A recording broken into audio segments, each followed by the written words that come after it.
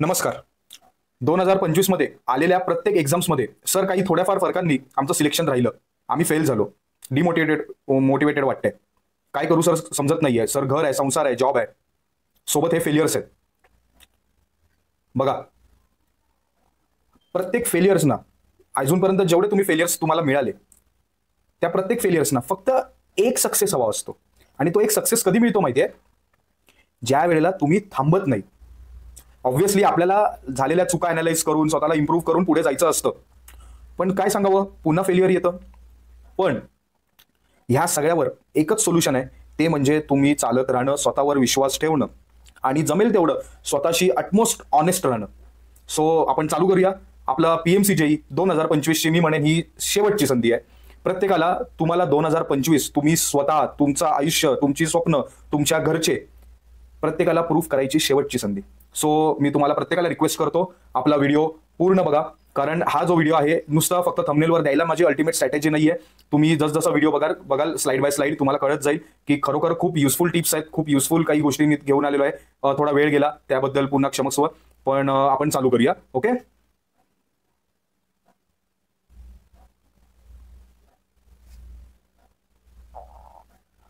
आपलं सगळ्यात पहिलं तर बघा, पुणे महानगरपालिका कधी आली 2024, देन त्याच्यानंतर फेब्रुवारी 2025 आलेला आहे. बरंच मी डिस्कशन केलेलं आहे, राईट, दोन्ही प्लॅटफॉर्मवरून, IITians आणि आपल्या वर्तुळवरून.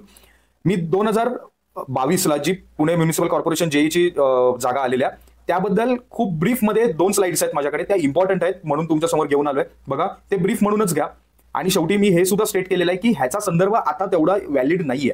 पण सर का हे महत्वाचे आहेत तर ऐका. एक तर सगळ्यात पहिलं तर तुम्हाला किती पोस्ट होत्या त्यावेळेला ते माहिती पाहिजे. तर 135 जागा होत्या, आता किती आहेत? 169 आहेत, म्हणजे वाढलेले आहेत. ऍप्लिकेशन पिरियड त्यावेळेचा 20 जुलै ते 10 ऑगस्ट होता, म्हणजे एक 20 दिवसांचा ऍप्लिकेशन टाइम होता. त्याच्यानंतर डेट ऑफ एक्झामिनेशन 3 ऑक्टोबर होती. बघा, 10 ऑगस्टला एंड ऑफ फॉर्म झालेला आहे, लास्ट डेट होती. त्याच्यानंतर 3 ऑक्टोबरला आपला सिव्हिलचा पेपर झाला. पण त्याच्या आधी 26 सप्टेंबरला मेकॅनिकल इंजिनिअरिंगच्या 5 जागा होत्या आणि तो 26 सप्टेंबरला पेपर झालाय. सो फ्रॉम 10 ऑगस्ट पासून ते 26 सप्टेंबर पर्यंत रफली बघायला गेलं तर बघा एक 46 दिवस, म्हणजे 45 डेज मध्ये एक्झाम ऍक्च्युअल लागलेली आहे, राईट. सो 3 ऑक्टोबरला आपला पेपर झाला. त्याच्यानंतर रिझल्ट लगेच डिक्लेअर झाला. कधी? 17 ऑक्टोबरला. ओके, म्हणजे विदिन 15 डेज मध्ये रिझल्ट डिक्लेअर केलेला आहे. त्याच्यानंतर कट ऑफ बघा, मी प्रत्येक वेळेला सांगतो माझ्या स्टुडंट्सना, कट ऑफ जो असतो तो शेवटचा मुलगा एंटर करतो गेटच्या आतमध्ये त्यावेळेचा टाइम असतो. पण तुम्ही प्रिपेअर करताना कट ऑफचा कधीच विचार करायचा नसतो. ज्या वेळेला आपण आपला बेस्ट येतो ना, त्यावेळेला काहीतरी बेटर आपल्या आयुष्यामध्ये होतं, लक्षात ठेवा. तरी सुद्धा कट ऑफ तुम्हाला माहिती असू देत, 162 ओपनचा लागलेला आणि 156 ओबीसीचा. बाय द वे हे नंबर्स मिळायला मला खूप टाइम गेला. पण तरी सुद्धा मी म्हणेन की 95% ते 97% हे नंबर जेन्युइन आहेत, राईट. आणि ज्या मुलांना माहिती असेल ऍक्च्युअलमध्ये, सो जर मी चुकत असेल तर तुम्ही हंबल राहून मला तुम्ही करेक्ट करू शकता आपल्या कमेंटमध्ये. पण हा कट ऑफ होता. सो ह्याच्यामधून घ्यायचं काय आहे? सगळ्यात पहिलं तर आताची जी पुणे म्युनिसिपल कॉर्पोरेशनची एक्झाम आलेली आहे, म्हणजे आता त्यांचं फॉर्म फिलिंग त्यांनी चालू केलेलं आहे 1 महिना. त्याच्यानंतरची प्रोसेस आहे ना, ते मला जेन्युइन वाटतं की त्यांना मला समजल्याप्रमाणे, माहिती मिळाल्याप्रमाणे, त्यांना फेब्रुवारी मार्च पर्यंत त्यांना प्रॉपर नवीन JEEचे जे ऑफिसर्स आहेत ते त्यांना सर्व्हिसमध्ये आणायचे आहेत, म्हणजे त्यांना पोस्टिंग द्यायची आहे. सो त्याच्या आधी त्यांना एक लिमिटेड टाइम ऑफ स्पॅन आहे. ऑब्व्हियसली त्यांच्यामुळेच ते झालेलं आहे. बट ती लोक त्यावेळेला इथून पुढे मला नाही वाटत की अजून प्रोसेसमध्ये डिले करतील. सो ह्या ज्या काही गोष्टी आहेत, लास्टला जसा रिझल्ट लवकर लागलेला तसाच ह्या वेळेला सुद्धा रिझल्ट आपला लवकर लागू शकतो. त्याच्यानंतर डॉक्युमेंट व्हेरिफिकेशनसाठी तुम्हाला इथे ऑफिसमध्ये पुणे म्युनिसिपल कॉर्पोरेशनचं बोलवलं जातं. सो त्याचं एक सर्क्युलर येतं. सो त्या सर्व गोष्टी होतील. सो हे PMC JEEचं ब्रीफ होतं, राईट. त्याच्यानंतर PMC JEEवर ज्या वेळेला आपली BMC बृहन्मुंबई महानगरपालिका आलेली, त्यावेळेला मी जे काही व्हिडिओज बनवलेले त्यावेळेला मी पुणे म्युनिसिपल कॉर्पोरेशन जी नियरेस्ट एक्झाम होती तर त्याचे टॉपिक्स घेऊन आलेलो, राईट. तुम्ही तो व्हिडिओ बघू शकता किंवा नाही बघ, आता बाय द वे नका बघू. तुम्ही आपला हा व्हिडिओ बघा आणि ही जी PPT आहे ती आपल्या टेलिग्राम चॅनलवर मी शेअर करेनच. सो हे जे टॉपिक्स आहेत टेक्निकलचे, तुम्हाला आता जरी दिसत नसले तरी पण हे टॉपिक मी त्यावेळेला सुद्धा डिस्कस केलेले होते जरा डिटेलमध्ये. अजून बघा ह्याच्यामध्ये काय आहे, एकच minute. IST of cement, okay, initial setting time, then GIS वर प्रश्न आहे, फोर बेरिंग बॅक बेरिंग आहे, स्लॅक इन CPM, असे नंबर ऑफ टॉपिक्स जे त्यांनी 2022 मध्ये विचारलेले ते टॉपिक्स मी त्या व्हिडिओमध्ये घेतलेले, आता पण इथे PPT मध्ये मी ठेवलेले आहेत. सो हे का तर ते तुम्हाला मी सांगतो. बघा, टेक्निकलचे टॉपिक्स तुमच्या समोर आहेत, राईट. तुम्ही ते नंतर वाचून घेऊ शकता, ओके. त्याच्यानंतर त्याचं जे काही अनालिसिस होतं, म्हणजे त्याचं अनालिसिस होतं, जे की एका सब्जेक्टचे एवढे नंबर ऑफ क्वेश्चन्स होते. ओके, हे जे काही रफ अनालिसिस होतं, कारण IBPSचे प्रश्न बाहेर येत नाहीत. सो एक 85 to 90% ॲक्युरेसीने हे जे नंबर्स होते, राईट. सो RCC PSC किंवा हायवे एवढे क्वेश्चन्स विचारलेले, राईट. कधी पुणे म्युनिसिपल कॉर्पोरेशन 2022च्या एक्झाम्समध्ये. सो त्याची एक स्लाइड आहे, राईट. सो आता हे मी तुम्हाला का दाखवतोय ते मी येईल. आता त्याच्या आधी, ते सांगायच्या आधी बघा, IBPS 2025 मध्ये बऱ्याच एक्झाम झाल्या. ओके, 2024 तुम्ही आठवा.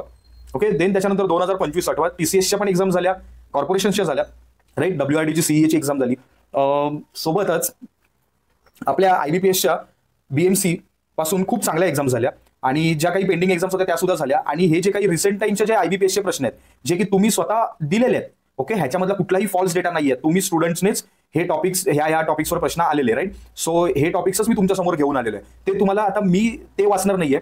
तुम्हाला हे ज्या तुम्ही आपल्या टेलिग्राम चॅनलवर येऊन तुम्ही ही PPT बघा, किंवा आता व्हिडिओ आपला स्टॉप करून तुम्ही नोट डाऊन करू शकता. सो हे रिसेंट काही, म्हणजे असं समजा मी टोटल जे काही क्वेश्चन्स होते, म्हणजे BMCचे 2 पेपर, AC आणि JEEचा, देन त्याच्यानंतर सिडको झाली, MIDC झाली, राईट. सो हे जे काही पेपर्स होते त्याच्यामधले सिलेक्टेड काही टॉपिक्स आणलेत, हे जस्ट तुम्हाला रेफर करायला, आणि जो मी मुद्दा मांडणार आहे तो माझा प्रूव्ह करायला, राईट. सो हे काही क्वेश्चन्स आहेत ते तुम्ही नंतर बघू शकता, राईट. सो हे अजून काही क्वेश्चन्स आहेत, हे सिडको MIDC मिक्स मिळून असतील, पण हे सर्व ऑथोराइज आहेत, व्हॅलिड आहेत, जेन्युइन खरे आहेत, कारण हे तुम्ही स्टुडंट्सनेच तुम्ही जे काही टेलिग्रामवर ग्रुप करता ना, सो मी तिथून माझ्या बेस्ट सोर्स ऑफ नॉलेज कडून, मी नॉलेज ऑफ सोर्स कडून मी मिळवलेले आहेत, राईट. सो हे जे काही प्रश्न आहेत ते एकदा बघून घ्या रिसेंट टाइम्सच्या एक्झाममध्ये. त्याच्या आधी काय होतं, PMCचे 2022 साली, म्हणजे बरोबर 3 वर्षांआधी जी एक्झाम झालेली, त्याचे पण मी टॉपिक्स तुमच्यासमोर घेऊन आलो. हे सगळे एकदा तुम्ही डोळ्या खालून घातलेत ना, तुम्हाला एक काय गोष्ट जाणवेल माहिती आहे, तुम्हीच मला सांगाल जर तुम्ही समोर असता तर, हो सर हे इझी आहे. खरोखर IBPS, मी सांगत आलोय, IBPS स्ट्रेट फॉरवर्ड प्रश्न विचारतात. त्याच्यामुळे तुम्हाला डिफिकल्टी लेवल सर काय असणार, सर अवघड किती येईल, किंवा ह्याचा काही विचार करायचा नाहीये. तुमच्या समोर येणारा प्रत्येक प्रश्न हा आउट ऑफ द बॉक्स किंवा काहीतरी तुमच्या कल्पनेबाहेरचा नसणार आहे.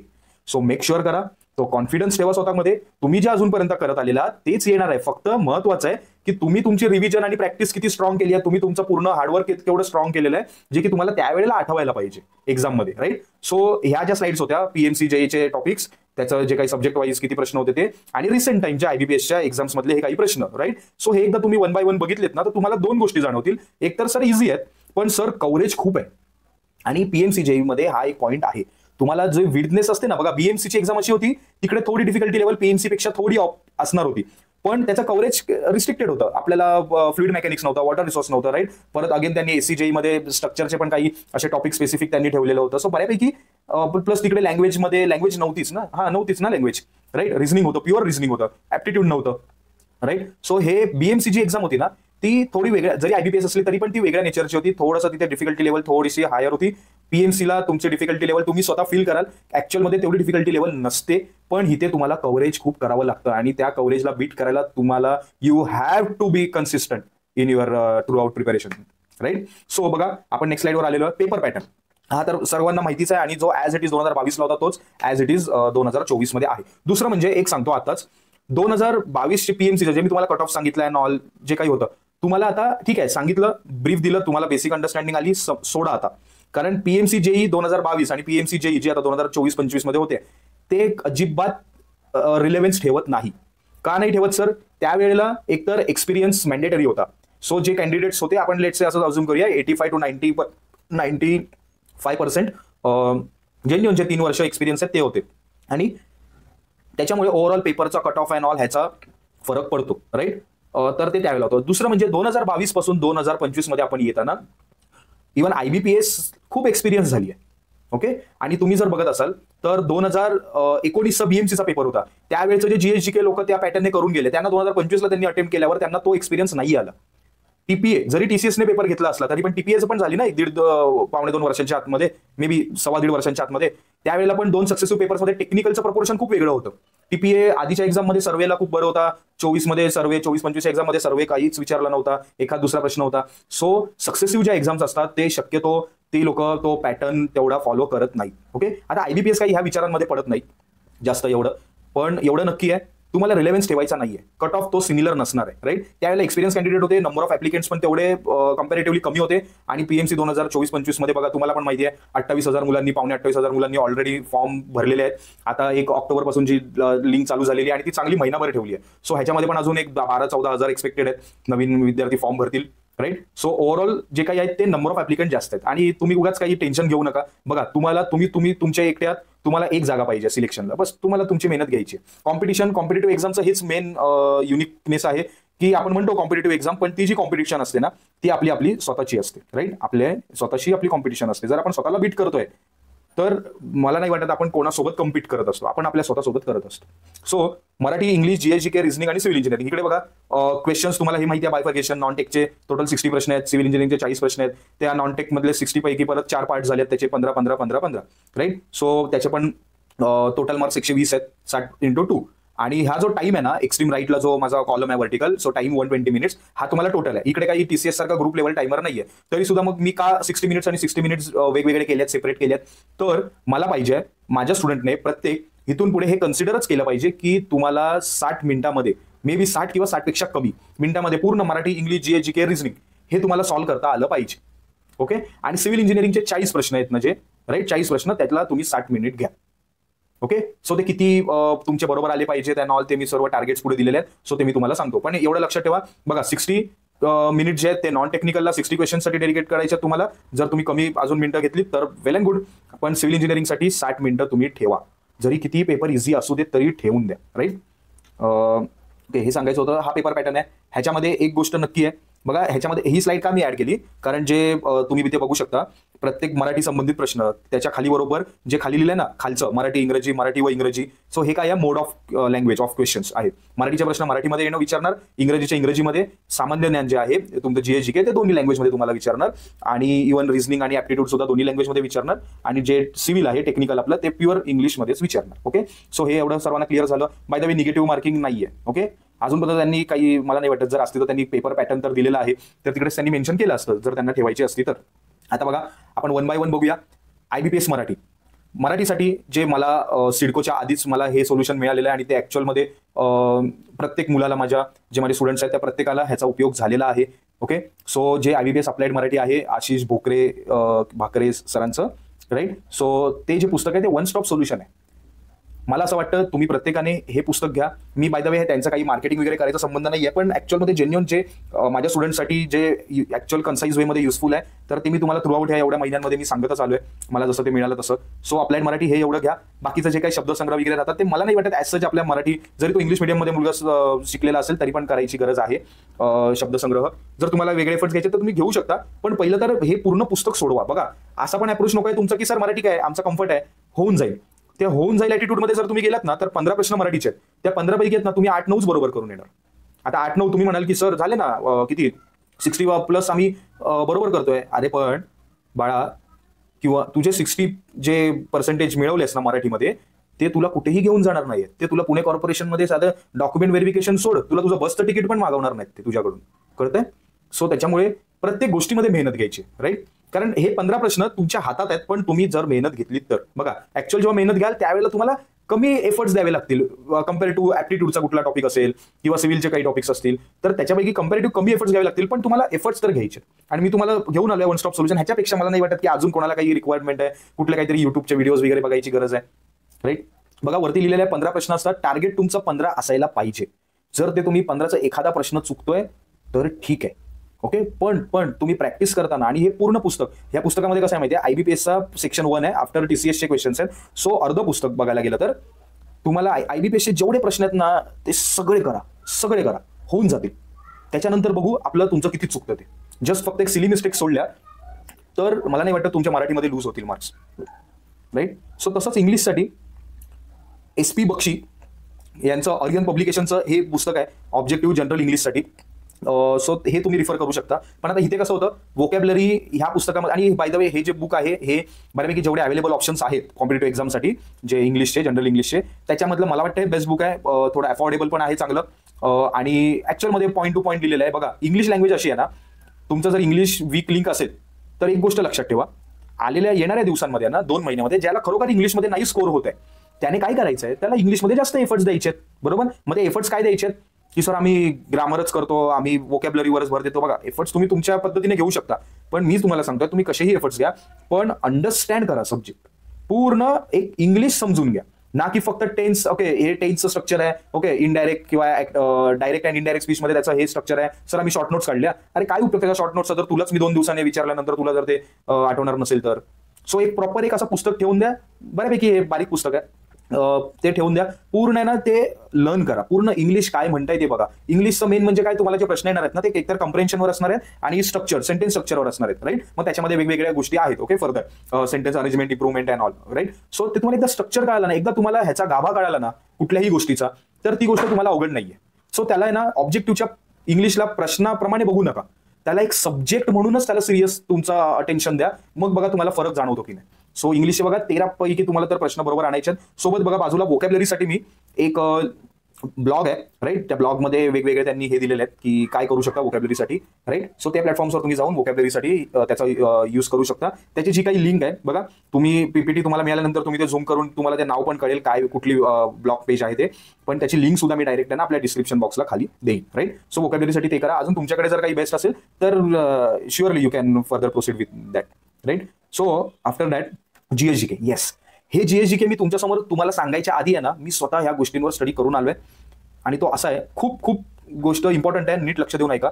बघा खाली जे रेड टॅब दिसत आहेत ना, रेड बटन्स दिसत आहेत ना, पहिल्यावर काय लिहिलं आहे पीएमसी वेबसाईट, सेकंडमध्ये मिडलला काय तात्यांचा ठोकळा आणि सीए म्हणजे करंट अफेअर मॅगझिन. ह्या 3च गोष्टी तुम्हाला रिफर करायच्या. मी म्हणतो जीएसजीके आपल्या इंजिनियरचा फोटरे नसतो. राईट. आपला इंजिनिअरिंगचा प्लस पॉईंट नसतो. तरी सुद्धा ह्या ज्या काही गोष्टी आहेत ना हे सोर्सेस आहेत. ते सोर्सेस जर तुम्ही अटेंटिव्हली तुम्ही रोज करताय किंवा विकेंडला करताय, ओके, पण तुम्ही करताय, तुम्ही ते नंबर ऑफ सर्टन एक अवर्स दिलेले आहेत, ते जर केल्यानंतर मी तुम्हाला सांगतो बघा, तुम्ही ह्या गोष्टी जर मी सांगतोय त्या फॉलो केल्यात ना, तुम्हाला कमीत कमी 9 ते 10 आणि जास्तीत जास्त तुम्ही 12, 13, 14 पर्यंत तुम्ही क्वेश्चन्स राईट करू शकता. सो सगळ्यात पहिलं काय करायचंय, पीएमसीच्या वेबसाईटवर जायचंय, आपली पुणे महानगरपालिकेची वेबसाईट. त्याच्यामध्ये बघा वरची जी इमेज आहे जिकडे मी रेड रेक्टँगल बघा तिकडे हायलाईट केलेलं आहे, त्याच्यामध्ये काय आहे पुणे म्युनिसिपल कॉर्पोरेशन. त्याच्यावर वरती जे टॅब्स आहेत ना, राईट, पहिला होम आहे, मग नंतर काहीतरी आहे. सो त्याच्यामध्ये बघा तो रेड जो आहे ना, राईट पासून सेकंड पब्लिकेशन, त्याच्यावर क्लिक करा. राईट. त्यावर क्लिक केल्यानंतर नंबर ऑफ खाली ऑप्शन्स येतात. ओके. आणि जी मागे जी इमेज आहे ना त्याच्यामध्ये काय आहे माहिती आहे, आरटीआयचा एक सेक्शन 4चा मला वाटतं सेपरेट पेज आहे. सो मी क्युरियोसिटी म्हणून म्हटलं ठीक आहे, आरटीआय ऍक्ट बद्दल सेपरेट त्यांचं त्याच्यामध्ये पब्लिकेशन अंडर डिफरंट सेक्शन आहे, पण आरटीआय मधला सेक्शन 4 वरच का आहे, 1, 2 किंवा 5 त्याच्यावर नाही आहे, 4 वरच का आहे. तर म्हणून मी ओपन केलं फर्दर, आणि जे तुम्हाला मागे इमेज दिसते ना तो स्क्रीनशॉट आहे, पण तुम्ही स्वतः जाऊन बघितलं ना तर तिकडे number of numerous PDF files आहेत. आणि अशा पण नाही की खूप मोठ्या मोठ्या 10, 20, 15, 20 पानाच्या पीडीएफ फाईल्स आहेत. आणि त्या जे पीएमसीचे डिपार्टमेंट्स आहेत, sanitary department, water supply, right, किंवा ते कन्स्ट्रक्शन, सो हे जे काही डिपार्टमेंट्स आहेत ना जे की आपल्याला युजफुल आहेत, आपण पण उद्या पोस्टिंग मिळाल्यानंतर ह्या डिपार्टमेंट्समध्ये एक जेई म्हणून काम करणार आहोत. राईट. सो ते तुम्हाला त्याच्याबद्दलची माहिती तुम्हाला इन्फॉर्मेशन इकडे मिळेल. आता ती काही आहे कन्साइज वेमध्ये नाहीये, मान्य, पण तुम्हाला आठवत असेल तर बीएमसीला सिविक डायरी होती, आणि ज्या मुलाने सिविक डायरी बद्दल ज्याला माहिती होतं, ज्याने ती थोडीफार तरी रीड केली असेल, त्याचे प्रश्न बनले बीएमसी मध्ये. इकडे काय आहे, पीएमसीने माझे एक स्टुडंट आहेत तर त्यांनी पर्सनली ते विचारलेलं, तर अशी काही पीएमसी सिविक डायरी अशी काही नाही हे करत, वेदर व्हर्च्युअली ऑर फिजिकली. पण हे जे काही इन्फॉर्मेशन आहे ना ही सर्व सिविक डायरीचीच इन्फॉर्मेशन आहे. ओके. सो तुम्हाला हे कोणीही सांगणार नाही. सो परत एकदा कळलं, पीएमसीच्या वेबसाईटवर जा, पब्लिकेशन जो वरती जो सेक्शन आहे त्याच्यावर गेल्यानंतर नंबर ऑफ वेगवेगळे तुम्हाला सेक्शन्स ओपन होतील, सब सेक्शन्स. त्याच्यामध्ये गेल्यानंतर तुम्हाला ह्या फाईल्स पर्यंत तुम्ही रिडायरेक्ट करू शकता. आणि हे तुम्हाला, कारण कसं आहे, पोस्ट तुमची आहे, उद्या यश तुमचं असणार, मग मेहनत तुमचीच पाहिजे. बरोबर. मी तुम्हाला प्रत्येक वेळेला सांगत आलोय, सगळ्या गोष्टी स्पून फिडिंग नाही होत. सो हे तुम्हाला तुमचं करायचं आणि हे करा, खूप युजफुल आहे. असं नाहीये की तुम्ही म्हणाल की सर हे काय आम्ही तुम्ही 40-50 पीडीएफ देताय आणि आता मला लर्न करायला सांगताय. बघा प्रत्येक गोष्टीचा लर्निंगचा पॅटर्न सेम नसतो. तुम्हाला जेवढं अटेंटिव्ह राहून जेवढं civil engineering number of time रिव्हिजनचे रिपिटेशन अँड ऑल करायचं आहे, प्रॅक्टिस करायची आहे, तसं नाही करायचं आहे ना.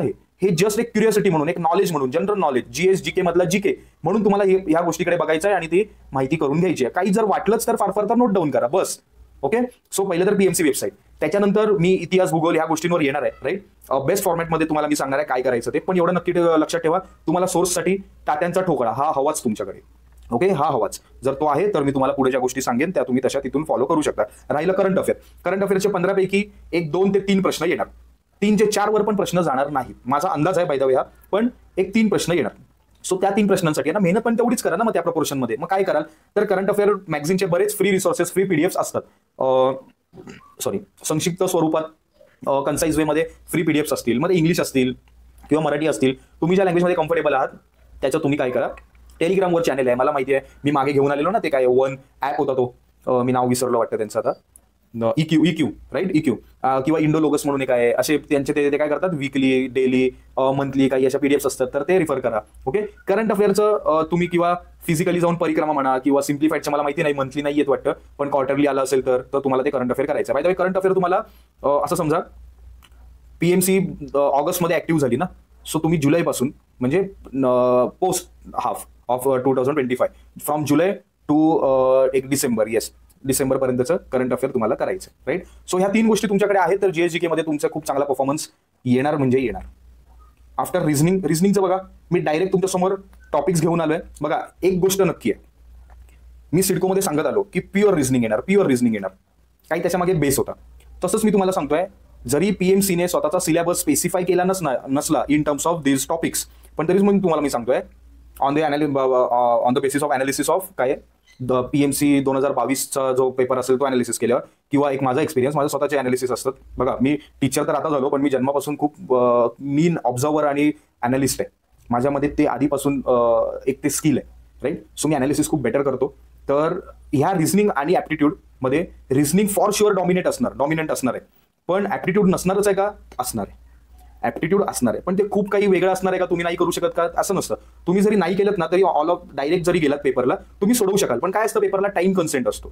तुम्ही एका प्रश्नामागे 7, 8, 10 मिनिटं नाही ना घालवू शकत. त्याच्यासाठी प्रॅक्टिस करायची असते, त्याच्यासाठी आधी लर्न करायचं असतं. ते लर्न करताना काही ट्रिक्स अँड ऑल असतील तर ते तुम्हाला समजून जातं. सो ऍप्टिट्यूडचे एक 3 ते 5 प्रश्न असतील आणि रिझनिंगचे 10 ते 12 प्रश्न तुम्हाला असणार. त्या रिझनिंगमध्ये पण बघा, जे वरती 5 टॉपिक्स आहेत 1, 2, 3, 4, 5, ह्याच्यामधलं पझल सिटिंग अरेंजमेंट गेल्याला त्यांनी काय केलेलं, 2022 मध्ये डायरेक्ट याचे 5-5 प्रश्न दिलेले. म्हणजे झालं रिझनिंग, इथे संपलं. एक ब्लड रिलेशनचा एक मला वाटतं प्रश्न होता, अजून एक कुठला तरी असेल कोडिंगवाला किंवा इनपुटवाला, झाले 12 प्रश्न होते आणि 3 प्रश्न ऍप्टिट्यूडचे होते. त्या 3 मध्ये आय गेस टाइम स्पीड डिस्टन्सवर होता आणि एव्हरेजवर वगैरे असू शकतो, आता आठवत नाहीये, पण ते 2-3 प्रश्न होते. सो जे मी ऍप्टिट्यूडचे टॉपिक दिलेत ना, बघा 10 टॉपिक्स, असं नाहीये की ते 10 ऍक्च्युअलमध्ये ऍप्टिट्यूडला 10 टॉपिक्स असतात.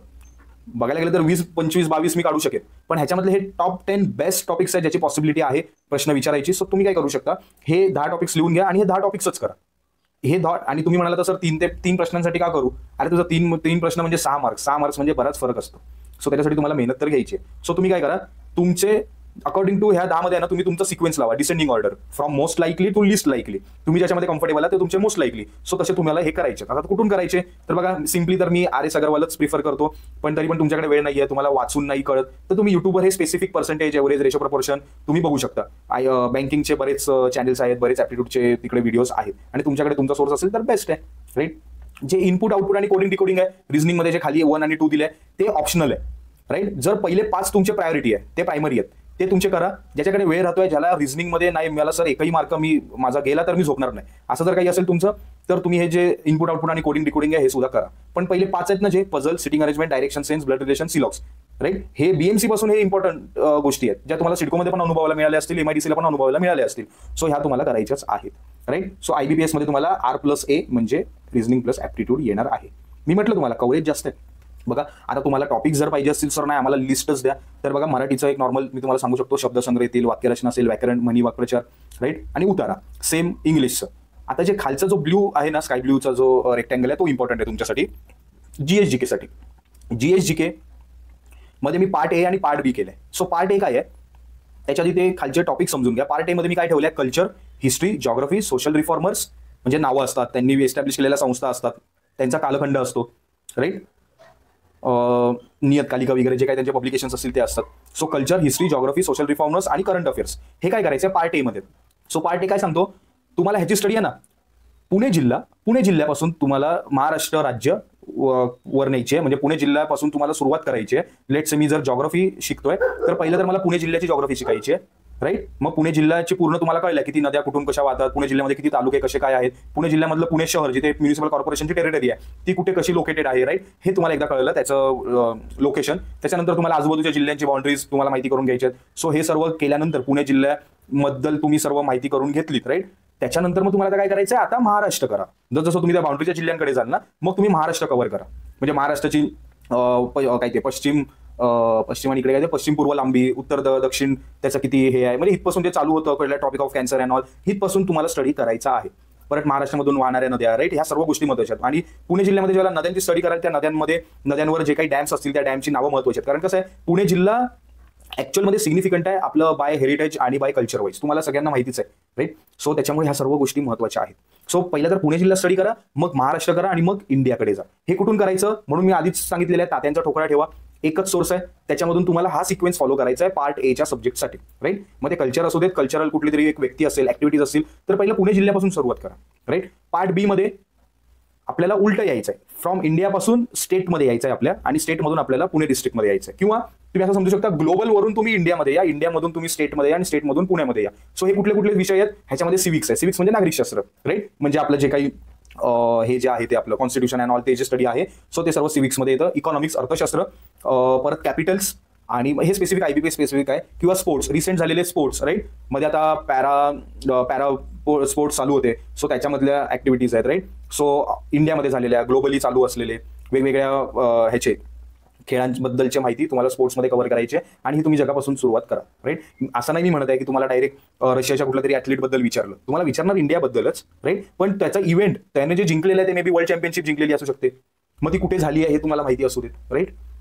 देन त्याच्यानंतर स्पोर्ट्स आणि आफ्टर एन्व्हायरमेंट. सो ह्या ज्या काही गोष्टी आहेत ना, ह्या तुम्हाला पार्ट बी मध्ये सिक्वेन्स समजला, व्यवस्थित समजून घ्या, ओके. आता बघा, मी सिव्हिलचे सुद्धा टॉपिक्स आणलेले आहेत, कारण कसं आहे, मी पुढे तो मुद्दा मांडलाय तुम्हाला ना, खरोखर इथून पुढे ना तुमचा एकदा जर तुमचा फॉर्म भरून झाला ना, लवकर भरून घ्या बाय द वे सिव्हिल इंजिनिअरिंगचा, कारण नंबर ऑफ ऍप्लिकंट जास्त आहेत, ऑलरेडी 28,000 आहेत त्यांच्याकडे डेटा, प्लस ऍड होणार आहेत. सो जरी 31 ऑक्टोबर असले ना डेट, तरी पण मी प्रत्येकाला रिकमेंड करेन की तुम्ही 18 तारीख दिवाळीच बाय द वे चालू होते, सो दिवाळीच्या आधी भरूनच घ्या, नंतर मग ते सेंटर लोकेशनचे इश्यूज नको तुमच्या बाबतीत. सो सिव्हिल इंजिनिअरिंगचे हे टॉपिक्स आणलेले आहेत. सो तुम्हाला ह्या टॉपिक स्पेसिफिक मी तुम्हाला लिहून देतो, ह्याच्या बाहेरचं तुम्हाला नाही विचारणार, राईट. सो इंजिनिअरिंग मेकॅनिक्स आहे, थिअरी ऑफ स्ट्रक्चर आहे, स्टील स्ट्रक्चर आहे, राईट. आता ह्याच्यामधला एखादा मिसिंग असेल आणि तुम्ही मला पॉईंट आउट केलं की सर ह्याच्याबद्दलचं नाही विचारणार का, कशावरून, काय तुमची गॅरंटी, श्युअरिटी. बघा, तुम्ही मला ऐकताय किंवा मी तुमच्यासमोर येतोय ॲज अ बिंग मेंटर म्हणून आणि स्ट्रॅटेजी व्हिडिओ घेऊन, हे कुठल्या PhDचं सेशन भरवलं आहे का आपण, कुठल्या मास्टरचं अवॉर्ड सेरेमनी आहे का, तुम्हाला सर्टिफिकेट डिस्ट्रीब्युशन होणार आहे का आफ्टर हे केल्यानंतर, बरोबर. आपल्याला एक्झाम क्रॅक करायचे, 200 पैकी 200 मिळवायचे आहेत का, 200 पैकी 190च मिळवायचे आहेत का, नाही ना. तुम्हाला काय करायचंय, तुमच्या सोबत जी कॉम्पिटिशन आहे त्याच्यापेक्षा तुम्हाला अपर हँड राहायचंय. सो त्याच्यासाठीच्या ह्या गोष्टी मी घेऊन आलेल्या आहे, त्या तेवढ्या स्टडी करा. सो कॉन्क्रीट टेक्नॉलॉजी, देन त्याच्यानंतर डिझाईन ऑफ रेन्फोर्स कॉन्क्रीट आहे, कन्स्ट्रक्शन मटेरियल्स आहे, त्याच्यामध्ये एकदा बघून घ्या. बघा, मी नो डाऊट मी मान्य करतो की जे कव्हरेज आहे ना, हे तुम्ही बाय द वे हे तुम्ही वाचून घेऊ शकता, हे मी तुमच्यासाठी घेऊन आलोय, ना की मी तुम्हाला 1 बाय 1 त्या गोष्टी परत इकडे सांगणार आहे.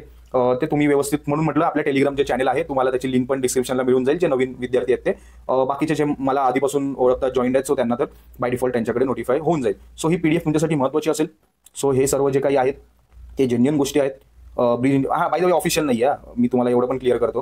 Bridge engineering, estimation, construction planning management सगळं पब्लिक हेल्थ आहे, राईट. हे सगळं आहे. मी मान्य करतो ना की कव्हरेज खूप जास्त आहे, पण त्याच्यासाठी म्हणून तर मी स्वतःचा माझा पण वेळ घेतला ना, आणि काही उगाच घाई करून नाही घेऊन आलो, फक्त मला माझ्या व्ह्यूजसाठी आणि काहीतरी फालतू गोष्टींसाठी, बरोबर. सो नीड ऑफ एक्झाम, सगळ्यात पहिलं तर हे महत्त्वाचं आहे. सो नीड ऑफ एक्झाममध्ये बघा, सगळ्यात पहिलं तर तुम्हाला मी म्हटलं की वास्ट कव्हरेज आहे, आय ॲडमिट, ओके, तुम्हाला पण ते कळतंय. त्याच्यासाठी ना तुम्ही कन्सिस्टंट राहणं महत्त्वाचं आहे, कारण कन्सिस्टन्सी रिवॉर्ड्स इट सेल्फ. तुम्हाला पण नाही कळत. आज जे कपिध्वजचा प्रोग्राम मला वाटतं काही मुलं जे फॉलो करतायत, तुम्ही त्यांना विचारा. 3 आठवडे झाले, आज रविवार होता, 3 आठवडे झाले, उद्या आम्ही 4थ्या आठवड्यामध्ये एंटर करतो, म्हणजे 21 डेज. 21 डेजमध्ये मी पहिल्याच आठवड्यामध्ये 3 सब्जेक्ट संपवलेले, बिल्डिंग मटेरियल, बिल्डिंग कन्स्ट्रक्शन आणि इंजिनिअरिंग मेकॅनिक्स. संपवले म्हणजे नॉट शिकवले, पण डेफिनेटली मी जे काही शेड्यूल करतोय ते. आणि पहिल्या आठवड्यामध्ये लोड होता, पण सेकंड आठवड्यामध्ये त्यांना विचारा, आपण फक्त सॉम केला आम्ही, त्याच्यानंतर फक्त टॉस केला, तरी सुद्धा at the end of completing 3 weeks आमचे किती, ते 3 आणि हे 2, 5 सब्जेक्ट ज्या मुलाने व्यवस्थित, ज्याचा already bye the way study झालेला होता, ज्याच्याकडे स्वतःचा रिसोर्सेस आहेत, स्टडी मटेरियल आहे, आणि तो हे आपलं मेंटॉरिंग जे काही आहे, स्टडी चॅलेंज जे फॉलो करतोय कपिध्वज, त्याला विचारा. 3 आठवड्यांमध्ये त्याचे नाही म्हणता 5 सब्जेक्ट झाले, आणि ते पण अलॉंग विथ रिव्हिजन, आणि काहीतरी नॉन टेकचं पण आपण सॅटर्डे संडे करतो, राईट. सो कन्सिस्टन्सीला पर्याय नाहीये. कव्हरेज खूप आहे, बघा कव्हरेज खूप आहे, भरपूर मुलं आहेत, मी परत घाबरवत नाहीये, पण कसं आहे, तुम्हाला कन्सिस्टंट राहणं महत्त्वाचं आहे. त्याच्यानंतर बघा, तुम्हाला जे well inform approach of Pune district offers you an advantage in GSGK, मी तुम्हाला एक्सप्लेन केलेलं आहे की तुमचा जो सिक्वेन्स पण आहे तो कसा ठेवा, किंवा जी पुणे कॉर्पोरेशनची वेबसाईट आहे ती तुम्हाला कशी हेल्पफुल राहील. बाय द वे, ते वेबसाईट रिगार्डिंग काही कंटेंट युजफुल असेल, किंवा स्पेसिफिक GSGK वर मी स्वतः आपल्या IITNचा जो प्लॅटफॉर्म आहे, तर त्याच्यावरून मी ह्याच्याबद्दलचे काही व्हिडिओज घेऊन नक्कीच येईन, मी तसा प्लॅन करतोय, राईट. सो पण ते कसं आहे, ते आता ते माझ्यावर डिपेंड आहे, त्या बऱ्याच गोष्टी बाकीच्या डिपेंड असतात. पण ह्या सर्व तुम्हाला मी सांगतोय, तुम्ही तुमच्या पण करू शकता. Okay, after strong preparation of 2-3 topics of reasoning gives you the almost 9 to 10 marks, मी तुम्हाला सांगितलं. देन त्याच्यानंतर revision carries first place in all this preparation journey. Yes, तुमची जी रिव्हिजन आहे, कारण कसं आहे, कव्हरेज जास्त आहे, तर कव्हरेज जास्त मध्ये सगळं तुमचं रिटेन राहणार नाही, 100%च्या 100% नाही राहणार आहे, पण त्याच्यासाठी तुम्हाला प्रयत्न रोज उठून करायचा आहे, हे लक्षात घ्या. Okay, so revision carries first place in your throughout this journey. Then do not over rely on PMC JEE 2022. Okay, मी तुम्हाला ते सांगितलं, त्याच्या अनालिसिसवर जास्त भर देऊ नका. काही अनालिसिस तुम्ही करायचं नाहीये, मी तुमच्यासाठी मीच करून घेऊन आलो ना, आणि तुम्हाला ते अनालिसिस करून काही तुम्हाला ते PhD वगैरे नाही मिळवायची आहे ना. सो तुम्हाला काय करायचं आहे, आणि बाय द अनालिसिस करायला क्वेश्चन्स पण इझीच येणार आहेत, पण कव्हरेज त्याचा विचार करा, त्याचं शेड्युलिंग करा, त्याचं प्लॅनिंग करा, आणि सगळ्यात मोठं इम्पॉर्टंट एक्झिक्युशन करा. Time management. टाइम मॅनेजमेंट मी सांगतो, हा पूर्ण व्हिडिओ आता रेकॉर्ड करत असताना बाय द वे ह्या पॉईंटपासून पुढचा मी परत रेकॉर्ड करतोय. तुम्हाला हा सांगायचा मुद्दा एवढाच, मी एडिटमध्ये कापू शकतो. तुम्हाला सांगायचा मुद्दा एवढाच. बघा, मी गेले 3-4 दिवस मेहनत घेऊन आज फायनली रेकॉर्डपर्यंत पोहोचलो, रेकॉर्ड केला.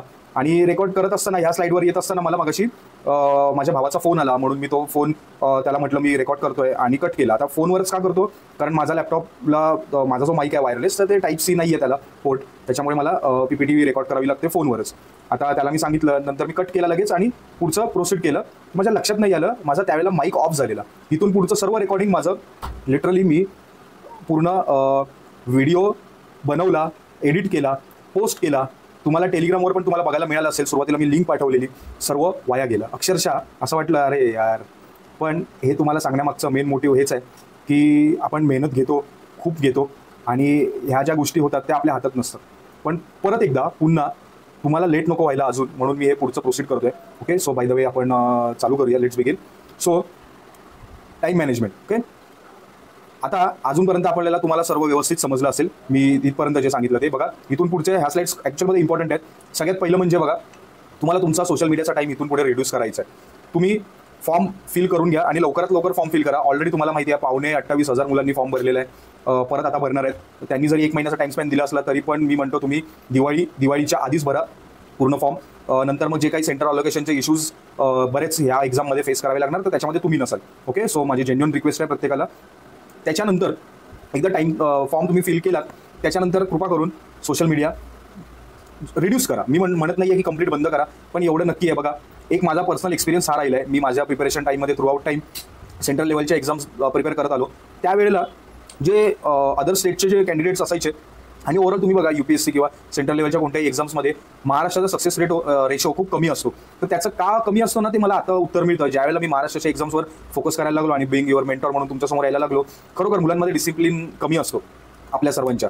सो तुमच्यासाठी अजूनपर्यंत तुम्ही 2025 कसं गेलं, तुम्ही मेहनत घेतली असेल तर नक्कीच तुम्हाला त्याचं फळ मिळणार. ओके, पण उगाच आता त्यामध्ये तुम्ही वेस्ट करू नका स्वतःला, आणि तुमचा टाईम खरोखर ॲसेट आहे. बघा, आपल्या कन्स्ट्रक्शनमध्ये time is a money. So हे प्रिन्सिपल खरोखर फॉलो करा तुमच्या प्रिपरेशनमध्ये सुद्धा, आणि तुम्ही बिगिन करायचं आहे. सो ओके, आपण चालू करूया. सगळ्यात पहिले तर सोशल मीडिया खरोखर रिड्यूस करा. दिवसामधून अर्धा 1 तास जे काही तुम्हाला एक सर्टन टाईम ठरवा, त्या टाईममध्ये सोशल मीडिया यूज करा.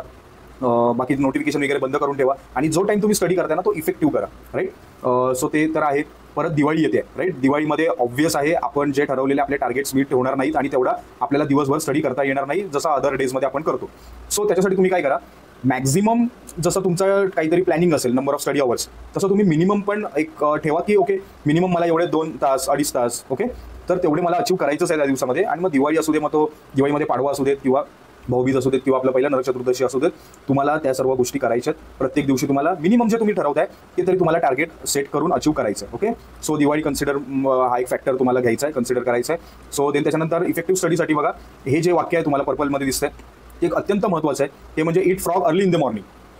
ह्याचा अर्थ व्यवस्थित समजून घ्या. Eat frog early in the morning. Eat frog म्हणजे अनवॉन्टेड थिंग्स. ओके, ज्याच्यामधून तुम्हाला प्लेजर नाही मिळत अशा गोष्टी, म्हणजे काय, अभ्यास ऑब्व्हियस आहे. तर तुम्ही जो दिवसामध्ये नवीन टॉपिक्स ऑफ स्टडी किंवा नवीन जे तुम्ही काही लर्न करताय, अंडरस्टँड करताय, ते तुम्ही दिवसाच्या तुमच्या सुरुवातीला करा. अर्ली इन द मॉर्निंग म्हणजे याचा शब्दाचा अर्थ हाच आहे की तुम्ही ज्यावेळेला तुम्ही तुमचा दिवस चालू करताय त्यावेळेला तुम्हाला काय करायचं आहे, फर्स्ट प्रायोरिटी तुमची काय असायला पाहिजे. जो डिफिकल्ट टास्क असतो, तुम्ही दिवसाच्या कधी पण उठून दिवसभर बाहेर टाइमपास करून, शॉपिंग करून येऊन, ओके, दिवाळीचे कंदील लावून, अगरबत्त्या लावून, नंतर तुम्ही येऊन मग अंडरस्टँड करायला बसलात तर ते इफेक्टिव्हली नाही होणार.